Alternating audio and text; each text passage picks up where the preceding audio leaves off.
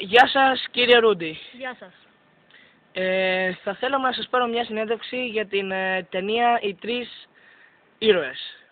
Τι θα μπορούσατε να μας πείτε για την ταινία? Η ταινία είναι μία από τις καλύτερες πλανήτη και πρέπει να πάρει όλα τα Όσκαρ. 5-6 Όσκαρ. Εμείς τώρα πρέπει να μείνουμε σε ξενοδοχείο 5 αστέρων.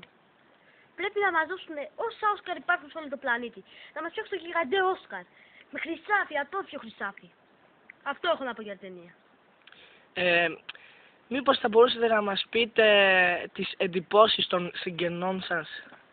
Η συγγενή μου, βασικά πιο πολύ η γυναίκα μου ευχήθηκε πάρα πολλά πράγματα. Ας πούμε να πέσω με αυτό το χαντάκι, να σκάσουμε το κεφάλι στο βράχο, αλλά πριν να της έχω γράψει ό,τι έχω και δεν έχω.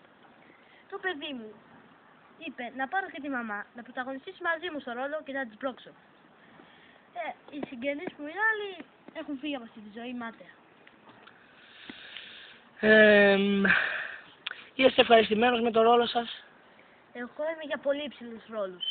Εγώ είμαι για αφεντικά, είμαι για καλά έργα. Αυτό εντάξει είναι καλό έργο, δεν λέω. Απλά εγώ είμαι για πολύ καλύτερα. Αυτό είναι αυτό. Εντάξει, εγώ πρέπει τώρα να σας αφήσω. Λίγες ακόμα ερωτήσεις θα δεχτώ, 5-6, παραπάνω αποκλείεται. Δεν έχουμε τίποτα άλλο να σας ρωτήσουμε.